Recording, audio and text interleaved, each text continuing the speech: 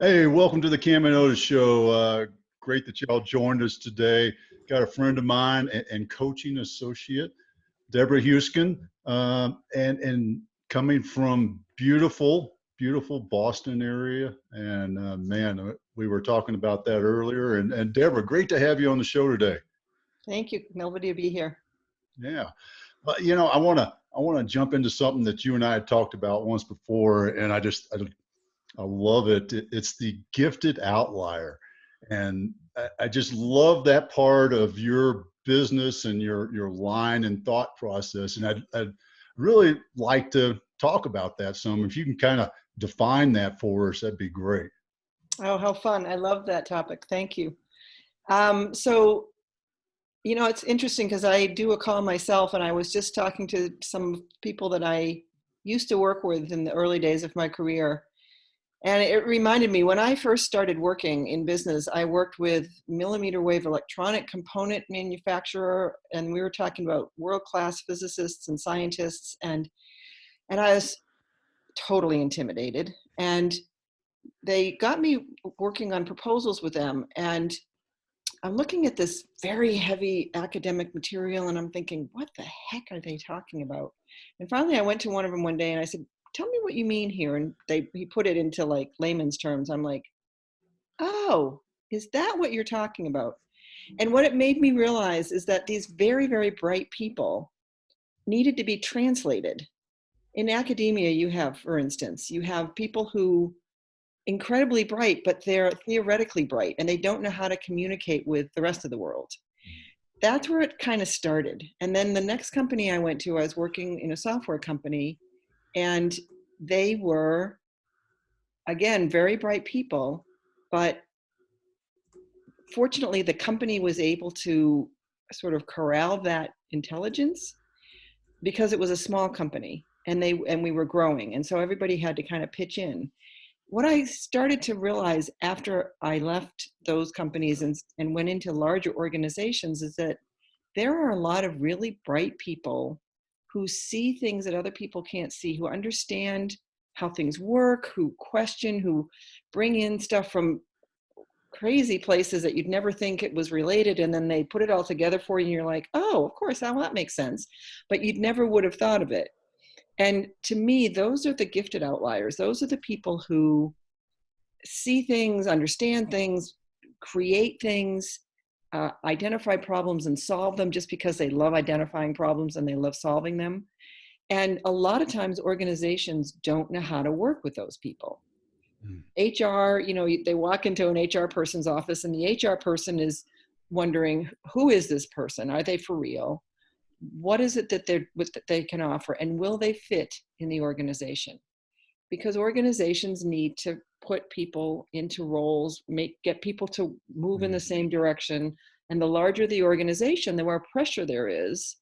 Because if you have an outlier, it disrupts things. And it means things aren't going to be smooth and they're not going to be scalable. And that's what corporations are all about. The larger they get, the more they're about that.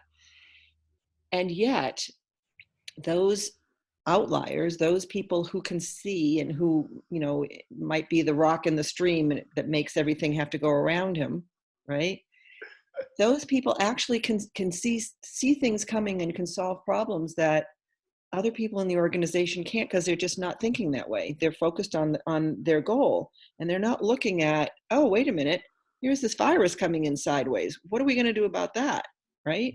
There's a wonderful cartoon I saw of all these people sitting around at a board table saying, yeah, we're going to be great. We're going to be growing at this rate, and this, everything's going fine, and we're heading, and here's this big, ball coming at them, going to wipe them right out. Because they're not looking. They're not going to be able to see it. But gifted outliers are the kind of people that will see it coming and that will ask the tough questions. But very often, if they're trying to fit into an organization, they'll get squashed. And I like to try to find those people and help them understand, because sometimes these folks have never really understood this about themselves, have never really understood why they never quite got along, or they just get demoralized. They're trying to fit in with other people. They for years they realize that I'm going to have to play the game, or I'm going to have to just shut up and keep my head underneath the parapet. Okay, if I want to earn good money, then I'm going to have to just kind of go along with the crowd. So they get into an organization and they hide in the corner. They don't participate at the level that they're capable of because they know that it's too hard a fight, especially if they feel like they're the only one, if they haven't found anybody else on their team. So I try to get on their team because I think they're valuable. Well, I think as you're talking through that, what comes to mind for me largely, and of course this is my favorite buzzword because he instilled it for me as a rugby coach, is communication.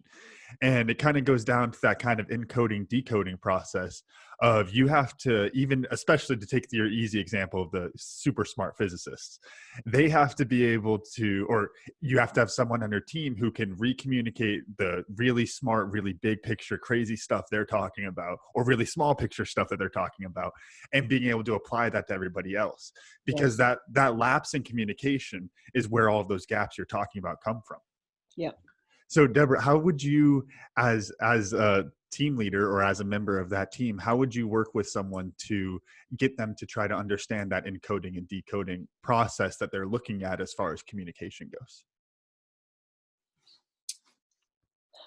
You mean if I was a team leader and they were on my team? And to be honest, I have not done a lot of that kind of work because I'm a bit of a gifted outlier myself. Not so much gifted, but outlier for sure. So I think I'd rather come at that as a coach. Mm-hmm. So as a coach, what I try to do is I try to listen for what is this person talking about? What's underneath what this person is talking about that they're not saying? What's the conversation that they really want to have that they aren't talking about? And I try to go for that conversation. And as we start talking about that stuff, I try to reflect back to my client, here's what I'm hearing you say. If this is accurate, what are you doing about this? So let me give you an example. I met this woman. We were going into Heathrow Airport on the tube. And it was this one of those crazy snowstorm things. And I stumbled onto the tube with all my baggage because I was flying out. And she was kind enough to smile at me as I made this ruckus on the tube. So I started chatting with her, and turned out she was American. Turned out that she was going back to this big job that she had. And as she was telling me about what she was doing, she was working for one of the largest financial institutions in the world. You would recognize the name if I gave it to you. And she had put together a center of excellence around cybersecurity. And as she's telling me what she was doing, because I've worked in the software industry, I knew what she was talking about was really important, especially given the nature of the organization she was talking about. This was many years ago now. And I also, and as she was talking about it, I'm saying, wow, that's, impressive, really important. And she's like, yeah, well, yeah, and actually we won an award. And I was like, wow, great, good for you. And she said, yeah, my boss accepted it for me. I was like, why? She said, oh, well, that's the way it works. And it's like, okay, fine. And then she's talking about the next steps, and and I'm like, well, wow, that's really exciting. How are you going to do that? And she said, well, I'm not sure we're going to, because, my boss doesn't really kind of get it, and he doesn't. And I'm like, okay, you need to work with me because what I heard was she had one of those bosses, and it turned out that this was true, unfortunately, who was trying to play the politics, trying to figure out how he was going to get where he wanted to go in the organization, completely ignoring the importance of the project that she was working on for the whole organization, because he was focused on his future. So I helped her, first of all, recognize the value of what she was contributing and how important it was, which she knew. That's why she put the organization together. That's why she did the work to make the Center of Excellence happen. But what she hadn't kind of figured out was it's more than you. It's more than your vision. This is important not only to your company, but to all of those clients that that company is serving, all the other organizations that are interacting, et cetera, et cetera. And once she kind of understood the value that she was bringing, she could then start to think about, okay, so this is bigger than what's between me and my boss. And then she could start, I said, so where else in the organization do you know people? Oh, well, I've been in this organization for years. I know, X, Y, Z. And as we started talking about it, she's like, oh yeah, I could go to that guy and I could go to her. She gets it. And we started to put together a game plan for how to get this really important project out from under the boss that didn't get it, and get it the recognition that it needed. But she needed to do that work for herself. I just became the catalyst to help her, first of all, communicate internally and understand herself, and then understand how to communicate externally the larger vision that she was able to see. Does that make sense? Can I answer your question a little bit? Yeah, definitely. Because I mean, you hit it right on the head. It's about being able to have it. Because when we talk encoding, decoding, I know there's a little chart that comes to mind for me, but Okay. it's person A is saying something, and that something makes a lot of sense. That person had their great idea, and it's applicable, and it's, it can be successful, and there's all these different applications for it. But it doesn't do any good if person B isn't on the same page. And I think Right. that's what it really comes down to. And whether it's, rewording and dumbing down the language and cutting out some jargon or whatever it is, you have to be able to get that communication to go. Otherwise, or even to your example also, even maybe talk to someone else. If your boss isn't getting it at all and there's someone else in your company you can talk to, then that's your path forward. Yes. Yeah. And, maybe her boss was just in the wrong position. I don't know. But for whatever reason, when someone's getting in the way, you have to figure out, so what is that stakeholder, what does that person need? Mm-hmm. And are you going to be able to help them get it? Or if not, do you need to go around them? Yeah. That's great. And I love the plan that you helped her put together, because, I have people come up to me, quite often and say, well, man, the leadership in this organization that I'm in is blah, blah. And how do I change that? So, that's awesome that you're able to do that. But what I'm really curious about as you were talking is, how do I know, or how does somebody else know? How did you know now that you are that gifted outlier? What for somebody who's listening, they're scratching their head going, wow, that's pretty cool. She helped out this lady she met on the tube, da da da. Does that fit me? So how does somebody know they're a gifted outlier? For me, it's kind of an intuitive thing, but I pick it up when I'm talking to somebody. But I think for people listening, if you're the kind of person that sees things coming before other people, and you say, oh yeah, we should think about XYZ, and everybody kind of looks at you and goes, and then keeps on with their conversation.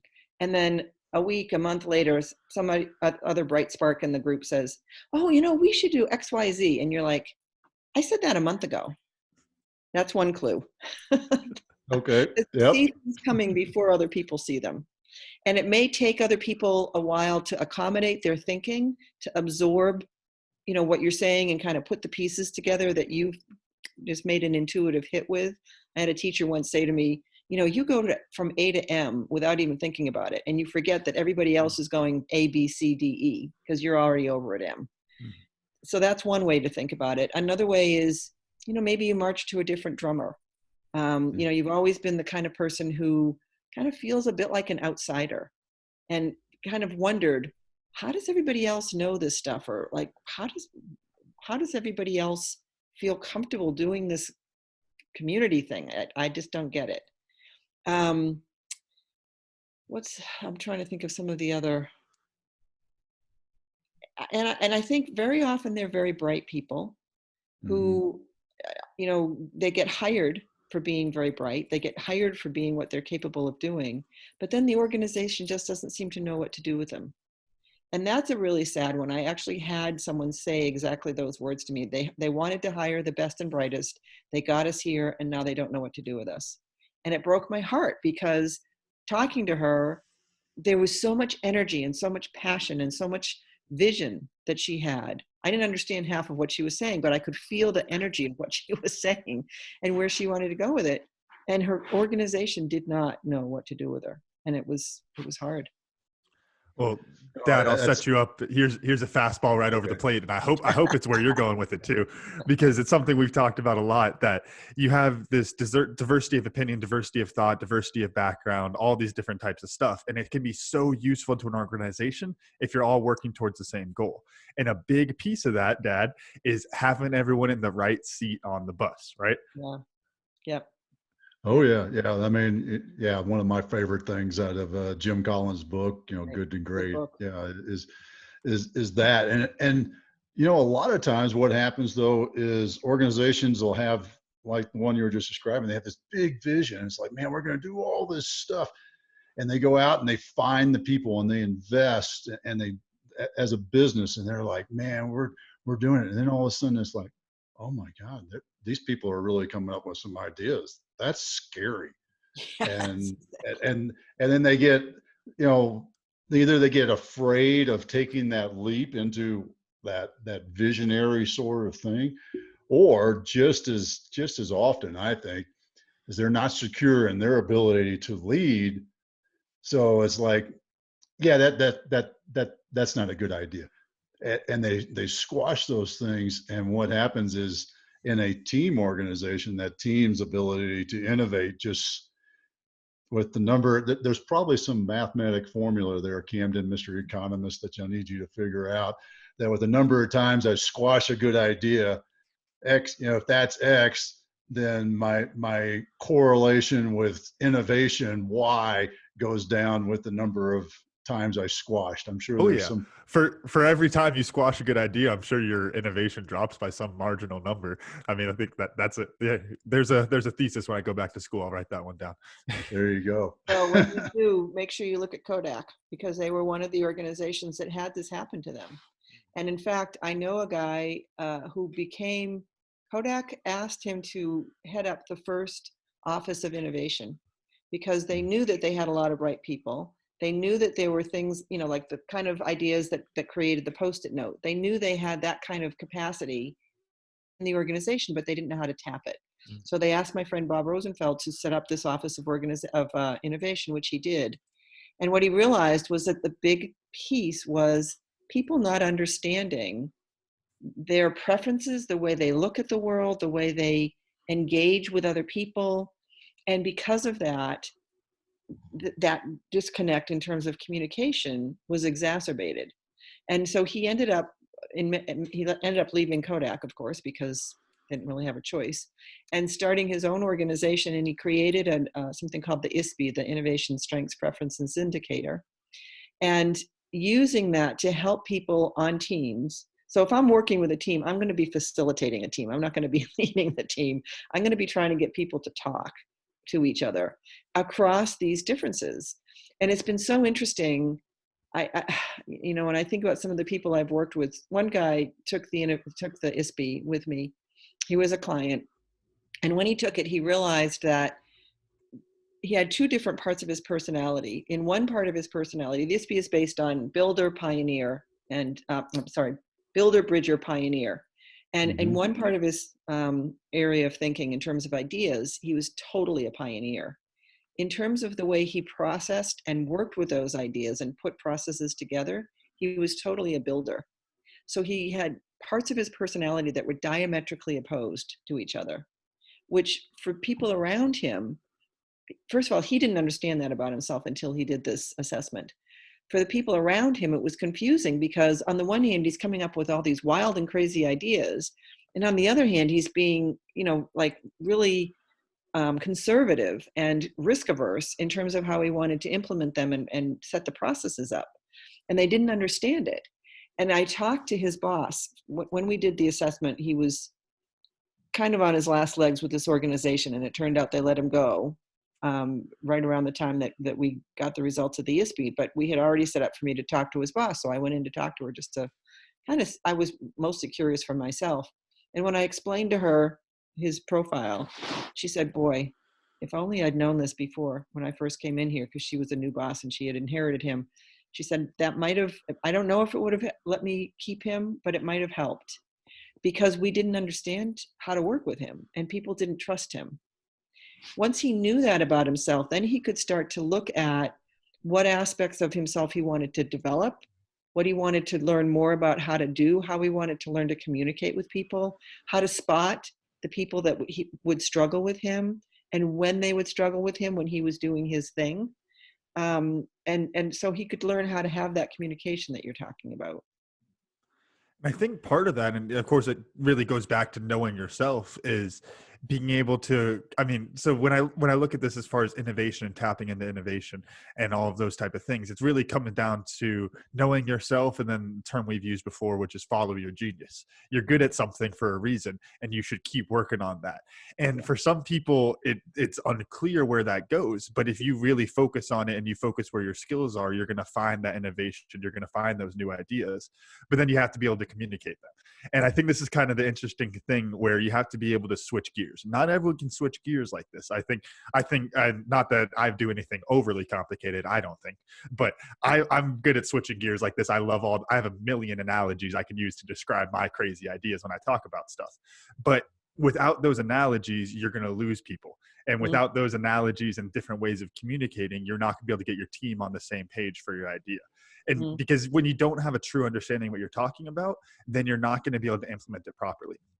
There's plenty of great ideas for innovation that aren't good right now, and that should be, put on the back burner for a little bit later. But you have to be able to understand what the idea is and what the impact of that idea is before you decide where to put it. And when people are ready to hear that idea, I actually had another colleague of mine who is totally an innovator. I think she said, most companies don't want innovation because it's disruptive. And they don't want to have their plans disrupted. They're not ready for it. So you have to know when the organization is ready and capable for it, and where they are in sort of the life cycle of the organization. And do they have the kind of leadership that's capable of recognizing the innovation and recognizing how to bring it in, how to time it, how to weave it into their, I don't know if you've ever seen that chart of, when a company finds a new product, a new innovation, and it's being implemented, and then it peaks and then it starts to decline. Well, you want to get the next product starting before the decline so that you have a continuing, right? Yeah, you guys.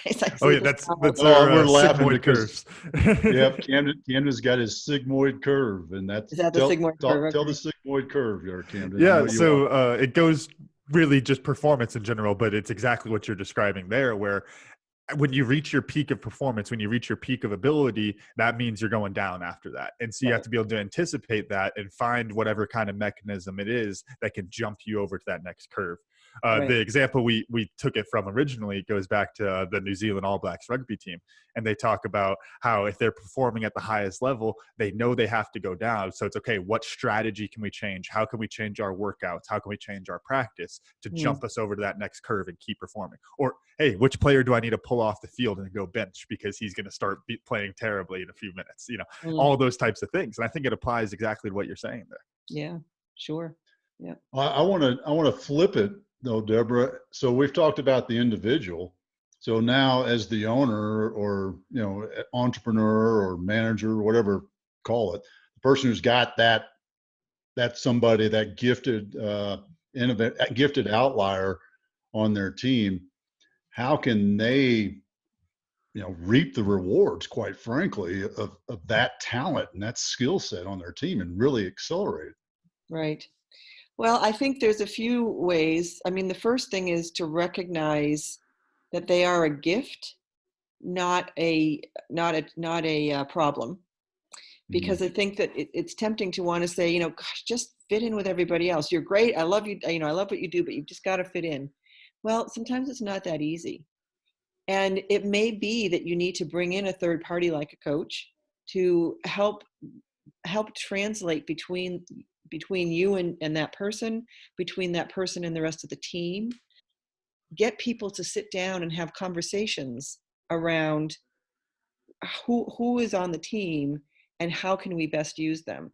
I did an ISPE one time with a team actually out of MIT, and it was such an interesting experience because we ended up sitting around the table and doing a debrief with everybody on the team. And as we're going through it, this one person was asking a question, and everybody in the room laughed. And I'm like, why are you guys laughing? And they said, because the penny just dropped.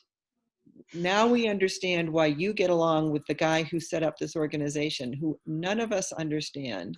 None of us know how to work with. He drives us crazy because he's always out there with all these crazy ideas, and we don't know how to rein him in, and we're trying to implement, and we don't know what we're implementing.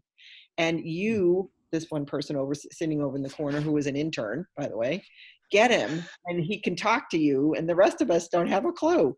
So it's finding the way to communicate. And if you can't do it yourself as this person's boss, find someone who can.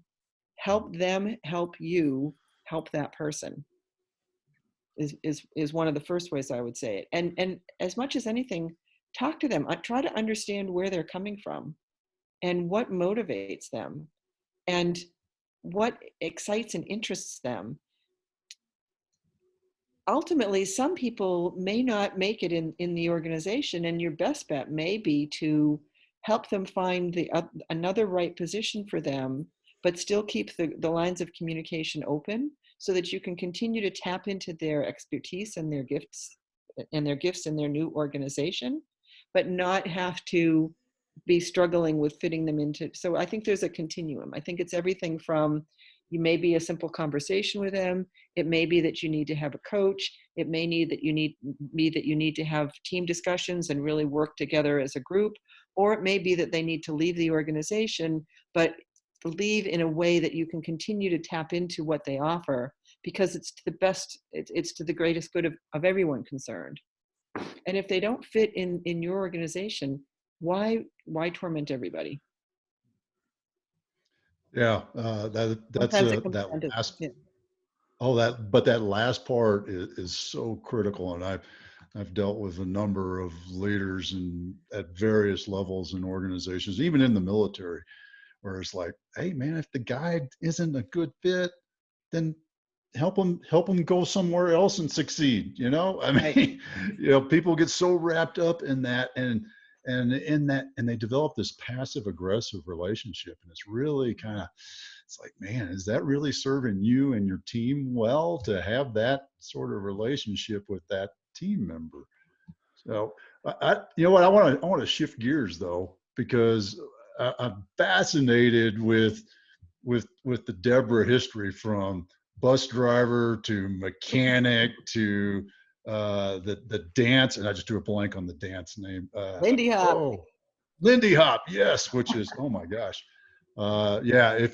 If you've never seen Lindy Hop, you got to look up some videos of Lindy Hop, because Hell's a you poppin'. want, yeah, that's the one.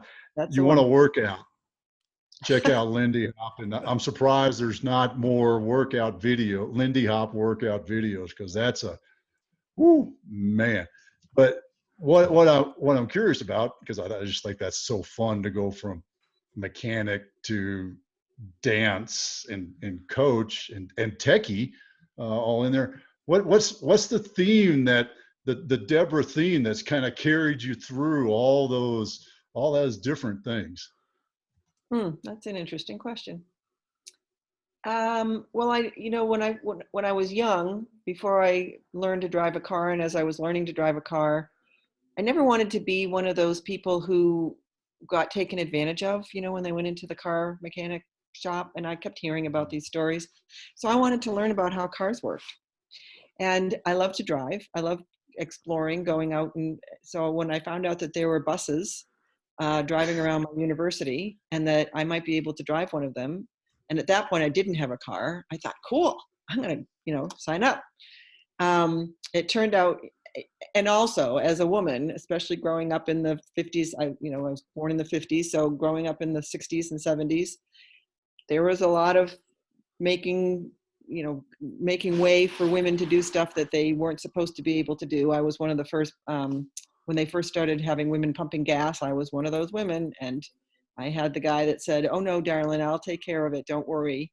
And ended up putting oil in his radiator because he put the oil in the wrong hole. So Ooh. I just had to watch and say, okay, darling, you take care of it. Yeah. Anyway, so yes, I think because I grew up as a woman wanting to do things that women weren't supposed to want to do. I was a tomboy and I wanted to drive buses and I wanted to learn about cars.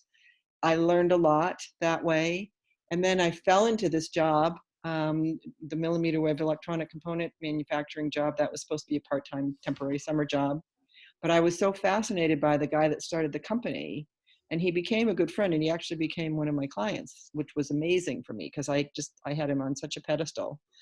And it made me realize that the work that I was doing was good work because someone who I admired so much got a lot out of it.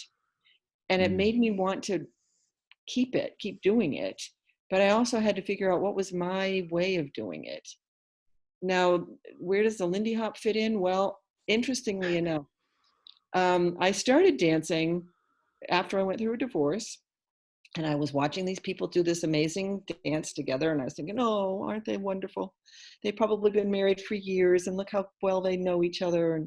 And they song ended and they stopped and they went off and did the same thing with other partners. And I was like, oh my gosh, you can do that. I want to do that. And this, the swirly skirts, that just all caught my attention. So I got into it. It was a heart thing that got me into the dance. As I got to know the originators of the dance, which I was just fortunate in terms of timing. These were amazing people who, grew up, many of them in Harlem. The big bands were starting to happen when Lindy Hop got started in the 20s and 30s. And people who, were being discounted and underused and underutilized and, told they were stupid in many respects, or they were somehow less than just because of the color of their skin. I'm sorry, I'd never understood that. Created this amazing music, this amazing dance that spoke to my heart. And so when I later found the Lindy Hop, because when I first started doing that partner dance, it was just a partner dance. But when I found Lindy Hop is much more complex. The steps, it's about innovation. It's about really connecting and communicating with your partner, with the musicians. And that, to me, that level of communication beyond words, it's about music. It's about the way your body's moving. It's about noticing what's happening around you. It's about noticing what you're feeling, what you're experiencing.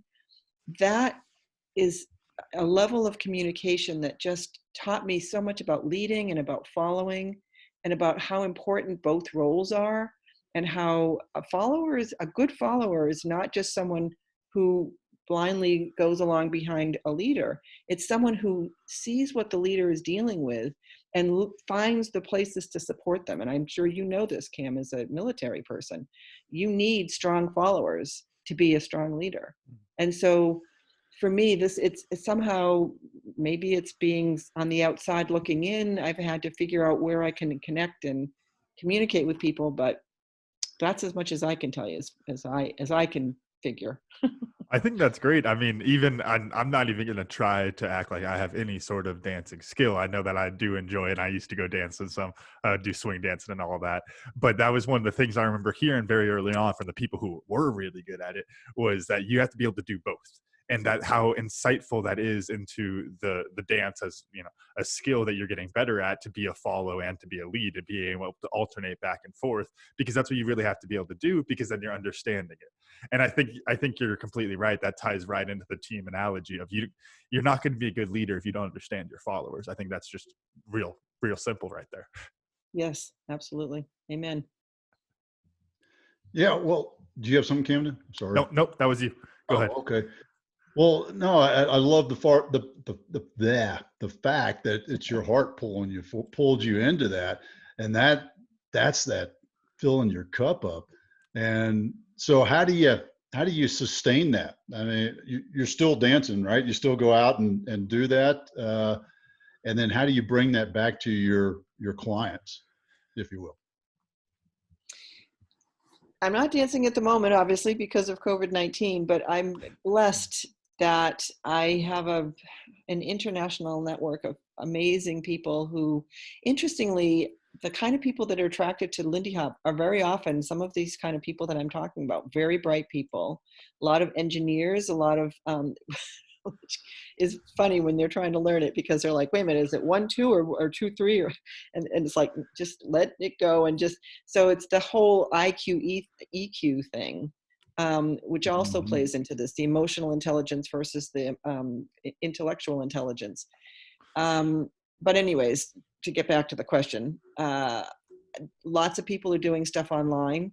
And so I'm staying connected with the energy and the heart and the creativity and the innovation of these amazing people who, for them, their way of expressing innovation is through dance. and being able to translate that into the work that I do with my clients. When I started coaching, and as an early practitioner, I had learned some very good skills and some very good tools, and I was using those. But much like the dance, I needed to find my own tools, my own steps, my own way of using these things that I was had been given. And the first time I ran into a snag with a client, and I thought through, okay, what does this client really want? And I was able to ask the question or have the discussion that said, where I heard my client go, oh, now I get it. I was hooked. Mm. That it was the hard thing again. It was like to be able to help someone have that kind of realization, to be able to have that kind of an impact in someone's life just by asking a question. And I've always been curious. My dad said to me one time, "You ask too many questions." Well, it turns out that's what my job is, and I love it.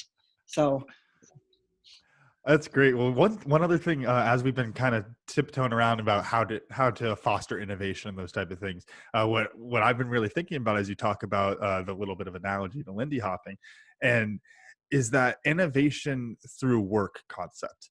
That really one of the best ways, and as if you could write any sort of formula to give innovation, it's one of those crazy things anyway. But yeah, that's a whole other tangent. But that really the best way to innovate what you're doing is to get in the weeds and do the work. Now, you have to be able to have the big picture mindset to step back out and look at things. But some of the best ways you figure out how to do stuff is because you're doing the work. Dad, you and I have talked about this before, that some of the most innovation that happens is happening in someone's garage somewhere. And it's because that guy or that gal has a problem and he solved it or she solved it. And they're never going to sell that. They're never going to sell that fix, but they're in there innovating. And that's where most innovation happens, because it really just comes down to problem solving and really making our lives easier. Right. And you have to get into the weeds and you have to get into the work. You have to do the dance in order to get into that. You can't become, you can't draw up some new dance moves just because you watch somebody once. It's not going to work because you're going to step on each other's toes or something along those lines. You have to be able to be in there doing the work and think, oh, hey, let's get back out there again. I'm thinking, let's try this move. I'm going to spin you the other direction this time. Let's see how that looks. And that's where innovation comes from, is that little bit of experimentation that you get when you come in and you actually do the work. And I think that ties back into what we were saying earlier, follow your genius. Because especially if you're one of those outliers, that you have something that you're gifted in, go do that and go work in it and follow that and work in it every day. And that's where you're going to get that genius. That's where you're going to find that genius and foster that innovation and really develop your way forward. Especially if you have a passion for it. And the one thing I'm going to add to what you just said, which was beautifully said, is be willing to make mistakes. Because as dancers, you're going to step on each other's toes and you're going to do things that don't work. And in fact, sometimes the things that don't work, when you're paying attention and when you're moving with the music, you can make that into a new move. And I can't tell you how many times I've been laughed with a partner on the dance floor. Oh, yep, there's another new move. Because I was starting to go in one direction and he or she was trying to make me go in a different direction. And I realized as it was happening, and they realized as it was happening. And hopefully we had the skill to be able to adapt. Sometimes you don't, you just end up laughing, but you have to be willing to fail. And this is really important, because if you think you're going to always do, especially when you're innovating, if you think you're going to do new creative things and not fail, you're not doing new creative things. You're just doing the same thing over and over again. You're being safe. And a big piece of innovation is being able and willing to take risks. And part of taking risks is sometimes you're going to fail. That's how you learn. And I think, that kind of goes into, as we're talking about building up performance and things, it kind of goes into the concept of deliberate practice, to where you're pushing yourself. And it's why deliberate practice is so tiring, no matter what you're doing in it, whether it's a sport or any other thing, because you're pushing yourself beyond where your skill levels are. The challenge is greater than the skill. And that's going to foster failure, but it's also going to make you better. And that is the truest way, again, going back to, if you can put these things into formulas, this is my favorite stuff to do, is that's how you can get better, is you go in and you put in the hours into deliberate practice. People who deliberately practice their art are better than people who don't. It's just that simple. But Right. you're completely right. The biggest piece of that is you have to be okay with the failure, because Right. you're going to fail many, many times. And you have to have the patience to keep going back and doing it over and over and over and over. You know, one of the reasons I don't teach or perform Lindy Hop is because I don't have that kind of patience. As much as I love the dance, I don't have the patience. And I realized that early on, which is why I stayed in business and not, you know, didn't try to become a teacher or whatever, because I just knew I would never be able to do that. Mm. But I do love the dance. And so allowing yourself to pull from the places that your heart sings when you're doing it. And this is another thing that I think is another way that I spot the gifted outliers, to go back to the earlier question you asked me, is when I hear someone talking about something that their eyes light up, or their voice starts to go faster, or they start to get more energy in their voice, or they start to really get passionate about what they're talking about. That's where I have people look. And many times as I'm working with people, you know, we'll be sort of going along and they're just, you know, feeling really depressed and it's just not working and they don't know how to get out of their own way. And so I'll ask a completely different question that might sound like it's coming out of nowhere. But if I can get someone to break away from, this is where I'm stuck, and look at, wait a minute, you know what? I actually love going over here. And if we can follow that and find out where that passion is in them and how to tap that in them, and then bring that back into whatever they think they're going to do next, that's when we start to get someplace. Mm. That's awesome. And you know, I got to ask the obvious question, because we've been talking about innovation and creating and all those sort of things. So what's your next step? Where are you going with your business, with Dancing Star International, and what's your innovation that's coming up, Deborah? Oh yeah, I knew you were going to put me on the spot. I could feel it coming. Well, and you know, it's interesting because this gifted outlier piece is actually the next piece for me. So I was thrilled when you made this the topic of this conversation, because I haven't really had an opportunity to talk about it in this way. But I came up with the term, you know, sort of a combination of Daniel Goleman's, no, Marcus Buckingham talked about outliers. I think he actually wrote Mhm. a book called Outliers. And the giftedness piece, which I came across many years ago, there's a guy at Harvard, Howard Gardner, that talked about different types of intelligences. And I came across him because there's a woman that wrote a book called around giftedness. And so for me, I've been exploring, kind of playing with these ideas, innovation, all of that kind of stuff has been kind of percolating for quite a while. And when I came up with this idea of gifted outliers and started talking to people about it, I was surprised at how many people did what you did. You know, it was kind of like, as I start talking about it, they're like, oh yeah, I know one of those. I know those people. And I've been hearing Mhm. even people in corporations having that reaction. So it made me realize that I think I probably need to do something with this. So I'm in the middle of putting my website together. I'm just starting to talk with people about it. I'm starting to think about, how do I talk about this and how do I reach more of these kind of people? Because the thing is, this is the talent that corporations hire. These are the high potential people that they hire. These are the people that sometimes even get passed over. I was just talking with a very bright friend of mine who, you know, he's retired, but he's bored. He's got this brain the size of I don't know, it's huge. And he can do these amazing things. And he now wants to go back into one of these large organizations, but you know, trying to get through HR with a resume, doing a job search when you're over 65, forget it. Mm. And there's no way. It's like there's such a big mismatch. And yet he's got the capacity to solve some of the major, you know, some of the big issues that we're trying to deal with. So how do you get people where they belong to do the work that they're doing, that they're capable of doing? To me, this is really important work. So I'm just trying to figure out my next steps. So I may be finding my own coach to figure that out. But I I'm know a in pretty good that one. process. I thought you might. No, that's great, and glad we could kind of push you to talk about it some more, and you know, because a lot of times that's what it takes, right? You just got to talk it out, and things start to fall into place. Well, Exactly. I really appreciate your time today. This has been a lot of fun, And Camden, as much as I hate to, yeah, it's your turn to go first on. So what did you learn today, Cam? Something that it's one of those relearned definitely because I've heard it in a million different ways and much longer sentences. But Deborah, you said it so perfectly. Of just innovation is disruptive, and that's why people resist it. As much as we all think we want it, it is a very disruptive thing, and you have to deal with that change. And I think you just really hit it on the head with those three words: innovation is disruptive. Yeah. Thank you. Deborah, what'd you learn? Oh my gosh. I learned that that I could be my full eccentric self and still make some sense, which was really fun. So thank you Follow for your genius. that. There we go. Oh, How about that's you, Otis? awesome, man. What did you learn?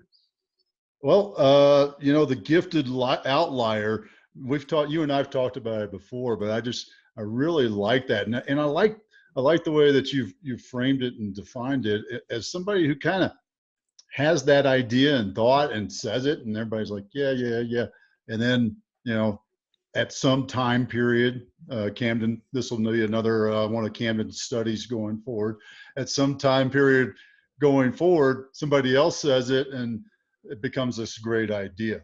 And how many times that happens to people, and it's their, partly personality, partly situation of how do they explain that? How do they deliver that message so that it doesn't have to wait 3 weeks for that thing to start getting implemented, that good idea, or that, like you were talking about, the wrecking ball coming for the boardroom. Mm. How does the rest of the team get that